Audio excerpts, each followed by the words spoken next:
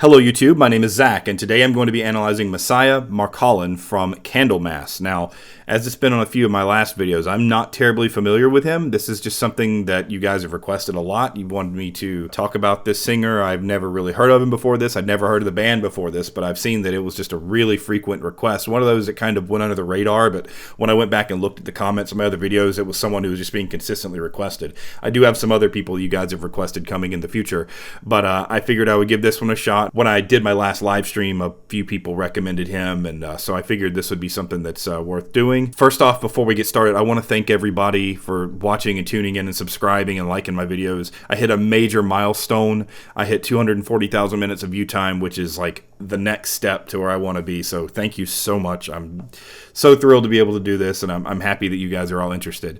Full disclosure, I'm feeling a little under the weather today, so I might not be as enthusiastic. My voice might not be as strong as it normally is. I'm going to do my best. And for those of you who've never seen this before, this is an objective analysis. I know that some of you love this guy. I know some of you love his singing. I don't look at how much I like the singing. I look at how healthy they sing. So that's my job. That's what I do for a living, and I don't walk around telling people that I think that this style is better than this style of singing and whatnot. It's all about vocal health for me. So if you don't like the commentary, I'm sorry. Try to look at it from my perspective. I'm trying to look at this as objectively as I possibly can. I've ragged on some of my own favorite singers on this channel, and I have a lot of good things to say about every singer. Every singer that can do this at a professional level has both good and bad, just like anything. It's a process. The process of vocal development is something that's ongoing for years and years and years of your life. So it's not like they just wake up and they can sing like this. There's training involved, and it's something that takes time and it takes development, and everyone is at a different place in their development. So when I do these videos, I'm kind of just taking a snapshot of their vocal development as it is and look at things they're doing really well and look at things that they could improve upon. Of course, again, this all goes back to health and sustainability. When I analyze these things, I am thinking to myself, okay, can they do this, what they're doing right now, in 20 years? And if the answer is no, based upon what we understand about vocal health, I say it's something that they should change. Now, granted, I do take style into consideration, so I understand that someone singing metal is going to be a little bit more raucous and rough around the edges with their singing than someone singing Broadway or classical music. So I don't hold them to the same standard of comparison. So I don't want any of you to get that impression that I expect metal singers to be bel canto singers. I don't, and I go into this with that understanding as well. Regardless of the genre, regardless of the style, there are certain things that are healthy and there are certain things that aren't. And my goal in this for all of you is hopefully when you go to do your own singing, you can keep some of these things in mind and say, okay, well, you know, I might want to create this sound, but at least I know kind of how to be aware of the pitfalls that potentially come along with it. So that's my goal here. And if you've never seen one of my videos before, please listen to what I'm saying from that perspective. I'm not trying to nitpick or just rag on, you know, everybody's favorite singers. That's not the goal here. So this is Dark Reflections and Under the Oak. I believe they're two separate songs being done as kind of a medley, or maybe they're played side by side on the album. I'm not sure. I've literally never heard this before this was recommended to me, and I've listened through this video a couple of times, and I've kind of got a game plan, and this video might be a little bit different structurally than what you all are accustomed to that have been watching this channel for a while, because I think that this singer in particular provides a very good opportunity for me to talk about one specific element of singing that I've been wanting to address more in depth and I get a lot of questions about. So without further ado, here's Messiah Marcolin.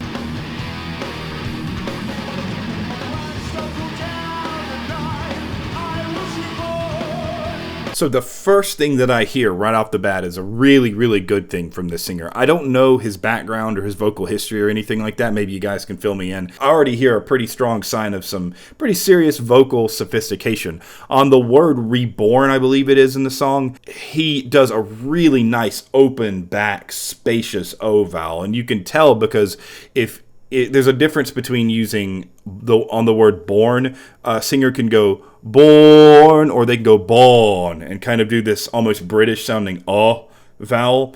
And I hear that he made that adjustment where he doesn't kind of lean on the R. A very common thing that happens with singers is when they have a consonant at the end of a word, they'll lean too far on it. So they'll do something like born, right? And so the problem there is that you take the resonance away from the vowel, and the vowel is what we use to sing. So vowels, as I was explained in many videos before, kind of like what carry word to word, and we create lines of sound through vowels. So on the word born, instead of him going born and kind of riding on that sound, he goes born, born, and it's very open and spacious. And you can hear a difference in the resonance of his sound when he does that. It kind of creates this like rich vibrato kind of sound, and that open and spaciousness that's created from using the pure vowel is what creates that sound. So that's already a really good thing that I'm hearing from this. So good stuff.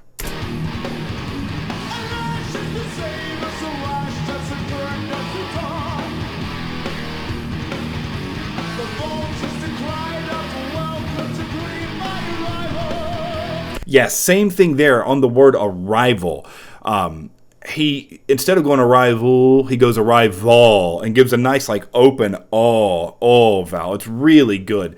That kind of thing is the hallmark of someone who has a very good understanding of how to make vowels resonate. So I don't know how much training he has, like I said, but that's a sign of some vocal sophistication. So if you're ever wondering what makes, a natural vibrato or what makes a full rounded sound, it's usually vowel placement. And so I'm going to use this particular video in a little while to do some explaining and sort of give you guys a better understanding of what I mean when I talk about vowel placement and things like that, because it's very important. It's a very important concept, especially for people who are developing singers.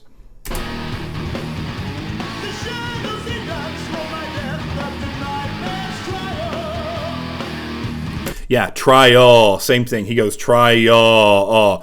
It's an vowel. So yeah, I mean, when you talk about vowel usage, it's very important for you to understand that certain vowels resonate at certain points of the voice better than others. And it's a constantly changing thing. And I actually drew out a diagram I'm going to pull out in a couple of minutes that sort of explains all of this. It's very important to understand the most effective places to put certain vowels at certain points of your range. And it seems to me when he's in this, what I would consider his mid voice, like the midpoint of his range, he makes his vowels very open in the back. They're kind of a back of the mouth open sound. And that's what makes them have that really like tight vibrato. Typically when it comes to vibrato, if it sounds like a sine wave, a whoa, that's not good. But if it has a very tight, narrow kind of sound, it's healthy. Now that's not the only way to tell if it's a healthy vibrato or not, but that's one of the indicators. And everything I hear about his vibrato and combining it with the fact that his vowels are shaped the way they are tells me that it's a natural vibrato that he's not pushing or trying to force out.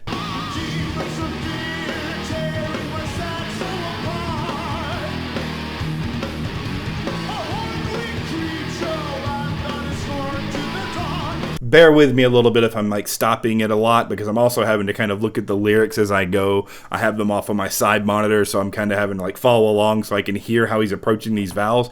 It's very interesting to me because like I said before, his approach to vowels is very good, and I'm trying to make sure that I'm following along with everything correctly. At that last phrase when he sung, I think, horned-winged creature, if you notice, that vowel almost sounded a little thinner, and what happened is he closed a little bit on that vowel, and he closed his singing position. And in that case, it sounded like there was a little bit of push. When I say closed, I don't mean he closed his mouth shape or his embouchure. I mean he actually closed the space in his throat. And typically what that does, and as I've explained this before, when the larynx raises up and that space closes, the vocal folds themselves have to do a little bit more work. So I wonder why he kind of pushed everything up and close the position some, because everything else is so open and spacious. It didn't sound like he needed to do that. It also affected his pitch acuity just a little bit, not a lot. I mean, I'm being really nitpicky here because everything else about his singing is so good. Like when you get to a certain point in your vocal development, it's all about aiming at the bullseye, right? So you can get closer and closer to the bullseye the more that you practice, and eventually you're going to nail it right down the middle and hit the middle of that bullseye if you just keep working on your craft. And so once you've reached a certain point to where you're throwing the darts all around on the edges of the bullseye and things like that, then you can get really, really nitpicky. And that's what I'm doing here. There's so much good going on that I don't even have to talk about his breath support. I don't have to talk about his onsets. I don't have to talk about anything like that. So when I get a more advanced singer, me talking about the basics isn't really necessary with him because everything is kind of in line.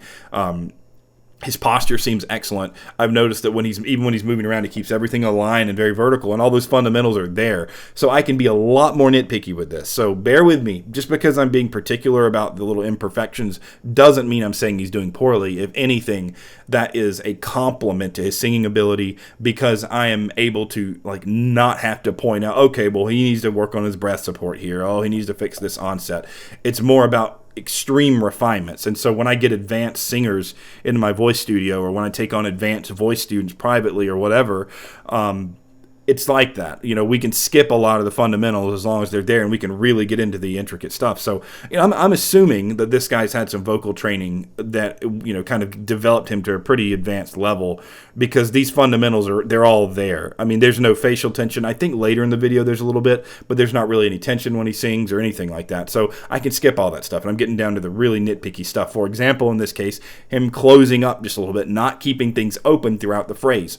So from a voice teacher's perspective, I'm also listening for a concept that we call consistency of line. And this is a way more complicated concept, and it's kind of something that you have to think a little outside the box with. I've brought up before the idea that when we speak, we connect our words all together, and that's kind of what makes legato. It makes a connectedness. So when someone's singing, just the slightest deviation in what they do vocally can disrupt that line. And so I think what's bothering me the most about that particular spot where he sings Horned-Winged Creature is that since his position was changed and he kind of closed up the vocal tract, the legato, the line of sound that he created with his voice, was disrupted because the position in the throat changed. Now, to a listener that's not thinking about this kind of stuff, it won't make any difference. But like when we're talking about in-depth, nitty-gritty details, this is the kind of thing that I listened for. So his consistency of line was disrupted a little bit there by the fact that he changed his laryngeal position. And 99% of people don't care about this. This is like the voice teacher nerd in me coming out, but that's just the downside of someone being a really advanced technical singer. That's what we have to do. It's like chipping away the little tiny imperfections. So that's what I'm doing here.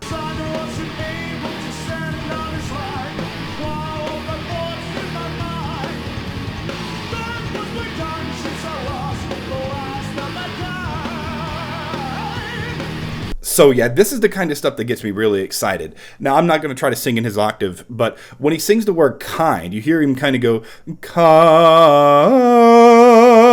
and on the end of the vowel, he kind of does it, in, kind, he kind of goes like that. This is what we call vowel modification, and him doing that at that specific point tells me that he's a very sophisticated singer in terms of his understanding of the voice. Now, what I've done is I made a kind of a graph and a chart to sort of explain how this works, and you guys are going to have to forgive my terrible Microsoft Paint skills, but I did the best I could. Okay, so here we are, and I did this all, you know, pretty makeshift. I know that it's not super advanced or anything like this, but hopefully this will give you all some kind of an understanding of what I mean when I say vowel modification. At different points in the voice, different vowels are more effective than others. So this particular hourglass kind of shape does a really good idea of demonstrating the way the voice functions the best at different places.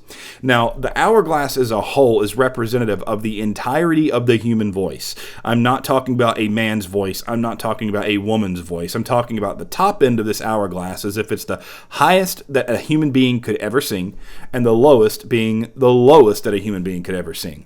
So if you look at some of the common characteristics of the hourglass, you'll see that you have the midpoint is kind of inward. It's the most closed part of the entire shape.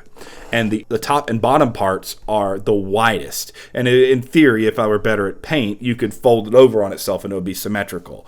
Well, the human voice is very similar. And what I mean by that is that the vowels that we use are more effective at different points of the range in very much the same way that an hourglass is shaped.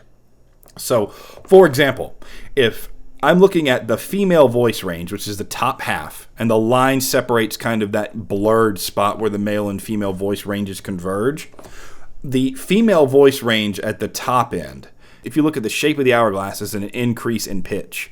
As the hourglass goes higher, the shape also goes wider. So what I mean by this is that the shape opens up more as the shape moves upward.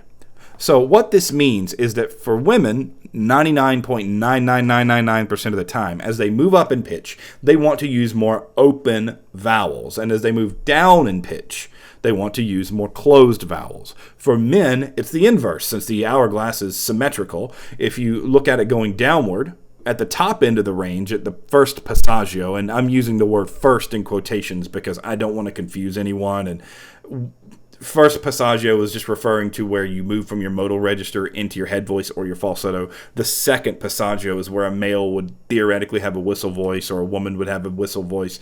We're not going into that because that's a whole different can of worms, and we're talking about extremes and exceptions and the far end of the bell curve that doesn't really apply to everybody. So we're not going there. So I'm just going to call this the first passaggio for simplicity's sake. This is the point where the two voices converge and you have the first passaggio for men.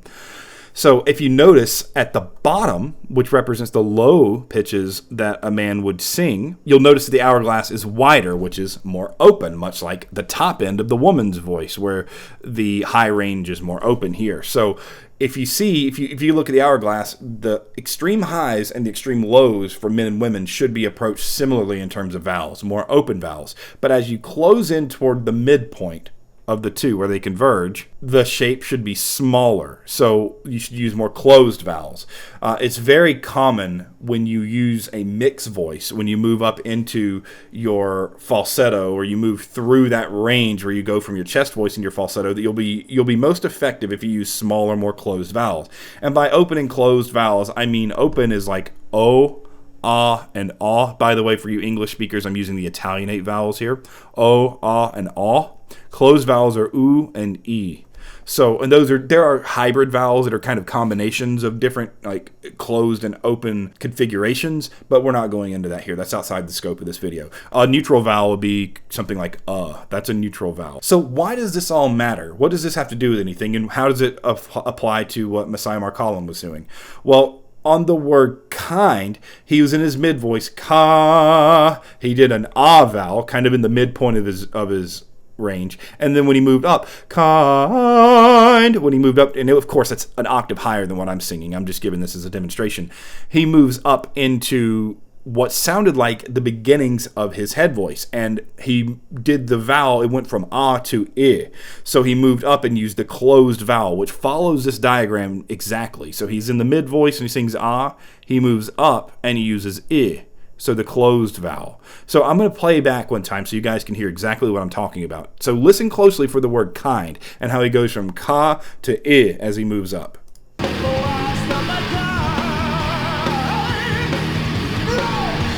So that is a perfect example of him using vowel modification.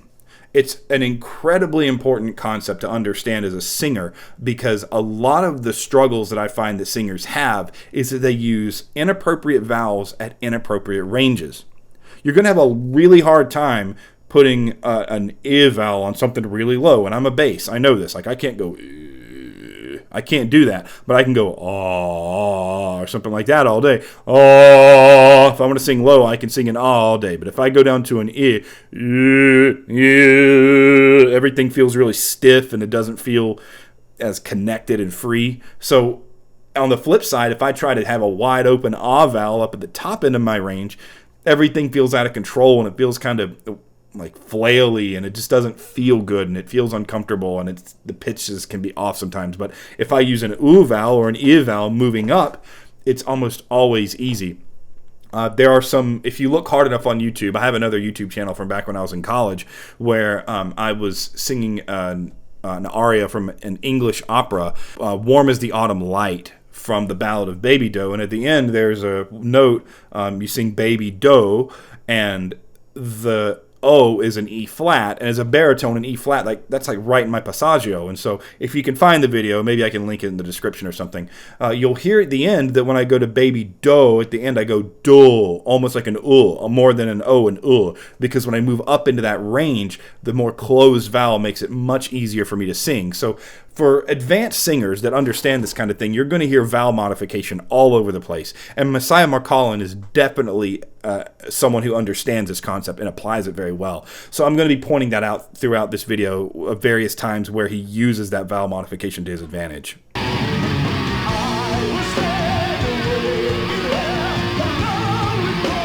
Right there on the word lonely, he sings the word lonely, but it almost is more like an lonely. It doesn't go only. So let's pull it back and listen to it again. Listen for the word lonely and you'll hear it.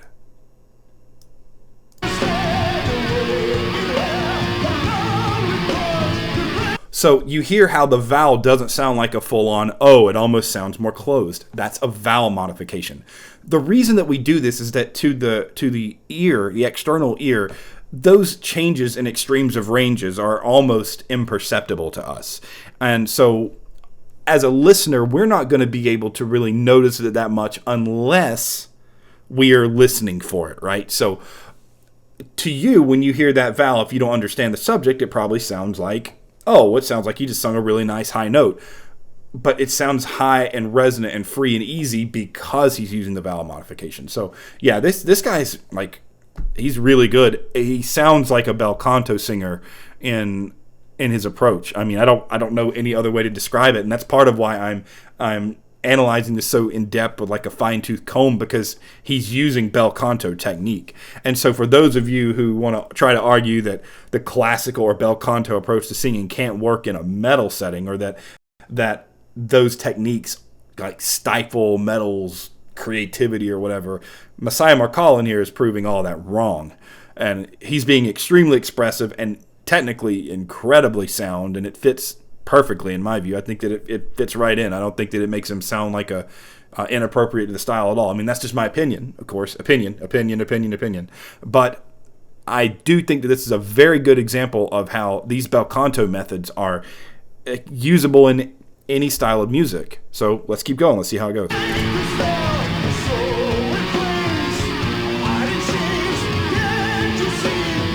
Okay, so that's one thing that I didn't like. I saw that really, and so if you look at the fact that he kind of widened his mouth way out, like you saw the tension in his forehead well up, but you also saw his neck and the sides of his face get like the veiny, sort of bulgy look.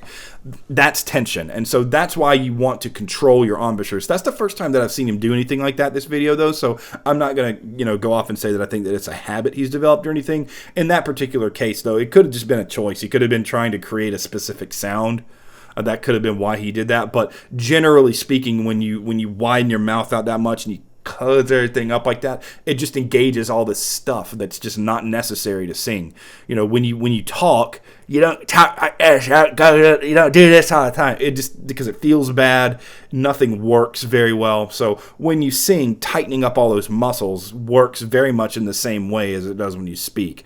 Even if to the listener it sounds okay, you're still causing that same kind of strain and unnecessary force and pressure and tension when you sing. So just something to be mindful of, and he hasn't made a habit of doing it. That's the first time I've seen that. So just something I thought I'd stop and point out.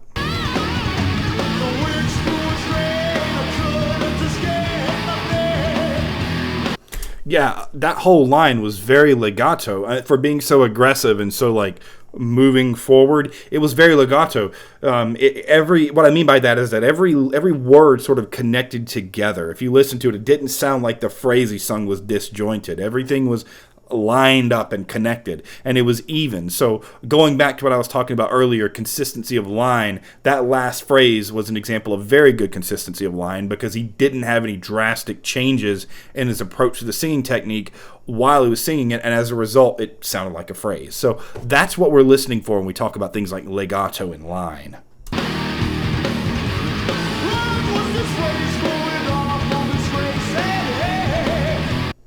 So there I heard something that I could not tell if it was what I was looking to hear or not. So he sung the word hate, and it was on two different notes. So when hate, now I couldn't tell if he kind of separated the two notes in terms of the line or not, but it's a good time for me to point out that when you sing two notes, generally it's better for you to connect them together. So, it would be better in this case than doing something. This is a very common thing that a lot of, like, I guess untrained singers do. They would go, hate. You hear that huh in between the two. Hate. They do the extra H in the middle. That's something that a lot of developing singers do that's just kind of unnecessary. It uses extra air, and it doesn't make it sound like the original word anymore. I don't think he did it there. I think he was just a little more marcato in that he went, hate, and maybe didn't connect the line of sound between the two, which, I mean, whatever. It's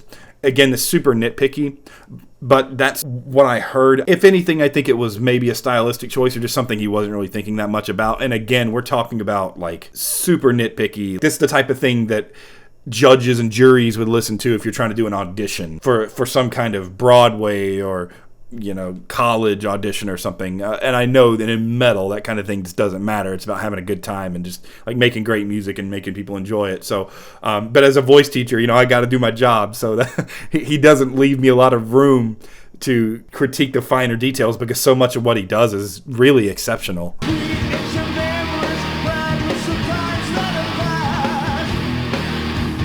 So that last vowel on the word past, it was like, ah, that sounded a little wide. It didn't show his face, so I couldn't tell, but it sounded like that vowel might have been a little bit too wide. Pa, pa, pa. So when I think of singing the word past, I'm using an a vowel, which is this weird sort of hybrid neutral sort of thing. One of the difficulties as a singer is how do you handle neutral vowels? Because a lot of times when we sing specific vowels, we based it on the sensations that we feel. Like if we do an E vowel, the tongue goes to the bottom teeth on the back of them, and the tongue arches up in the kind of back of the mouth. So you get this like E thing going on. But when you do ah, it just sort of feels like the sound just comes out. So in a word like past, you have to sort of struggle sometimes to find a way to make that feel resonant. And so if he widens it out and goes pa, what he's trying to do is give himself like the feeling of resonance in the back of the mouth, but you don't have to. When you talk about the a vowel, the better thing to do is just just sort of open up and don't try to control the placement of it. So that's, again, super nitpicky. The only people who are going to pay attention are people who actually care about this kind of stuff. So it doesn't matter in terms of his technique. He's not doing anything here that I find unhealthy. So kind of giving you that point of reference as well. Nothing he's doing I hear is unhealthy. If anything, we're just talking about extreme refinement at this point.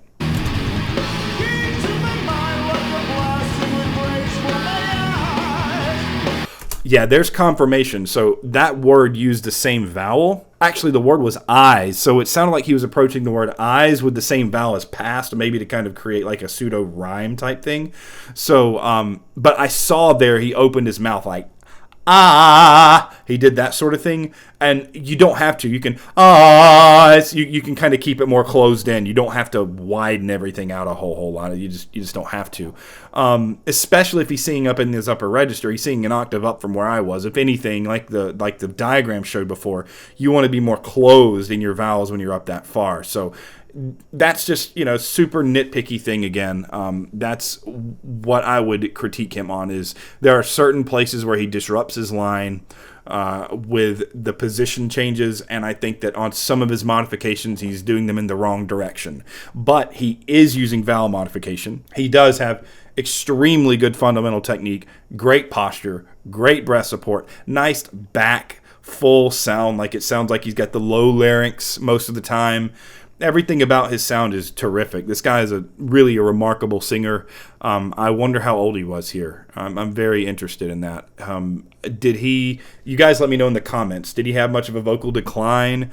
Give me some of his background, because this guy is like, he has to have had some kind of training. I know that Dio in the last video, you guys insisted that he didn't, and he didn't, but I just don't understand how a singer could have the understanding of vowel modification the way that he does and have no training. If he has no training, then I mean he needs to be singing in opera, because they could use him. I mean, of course, I know that this was in 1990, so there's no telling where his voice is at now. But back then, this was really solid technical fundamental singing. So if you guys want to get an example of someone who navigates that head voice passaggio area really, really well, this guy is someone I would absolutely recommend. Model your posture, model your approach to technique after the way that he does it. Don't try to sound like him, because you're never going to, because it's not your voice, it's his voice, and he doesn't have your voice. But if you want to really get a good idea of how to approach posture and breath support, this guy, Messiah Marcolin, is very good at it. So take that from a professional. This guy has got it figured out for the most part. I've been getting a lot of really good singers lately. You guys have been recommending me some really technically solid singers. There have been a few that have been less technically sound, and I think I'm going to have a few coming up in the next few weeks that aren't quite as there on the technique, and we'll see how you guys respond to that. But yeah, he's been really sound technically. I'm very impressed with him. So thanks for the recommendation. I'll definitely listen to some more of his singing and maybe one day do another analysis, because there's so much good in this that if I nitpicked every single little word and every phrase all the time that he did, this video would take 2 hours. But there's so much good here that I could talk about that's a great thing, the fact that it has so many skills that are so fundamentally sound. So anyway, that's it. If this is a little shorter than normal, I apologize. I'm a little under the weather. I actually demonstrated a whole lot more than I expected to today, despite the fact that I don't feel very good. I wasn't feeling very good when I did the live stream on Friday either. Something's just kind of nagging and lingering. So anyway, I hope you guys enjoyed it. Please like, please subscribe. Thank you for all of your support. We're almost to 1,000. We've got like 200 something more to go. I cannot believe I'm almost to 1,000 subscribers. So tell your friends. I'll put the link to the Discord channel in my comments and in the description. There have been several of you that have joined. It's been awesome. I've been talking with some of you guys, had some good discussions. There's been some good recommendations. I do offer voice lessons. Please feel free to hit me up on Discord or let me know in the comments if you're interested. I do have a Patreon. Thank you so much to all my Patreon subscribers. You guys are amazing, and you guys are really motivating me to keep going forward. I promise I'm going to get a better webcam. The one that I had, see if I can find it. It's somewhere down here. Oh yeah, here it is. Yep, here it is. I bought this thing and it died on me in like 2 weeks. So yeah, I got to get another one. I promise the video quality will get better when that happens. So check out, there might be another live stream or something coming up. You guys seem to respond really well to that, so I'll try to make another one pretty soon. Anyway, thanks for watching, you guys. Take care, and I will see you all next week. Bye.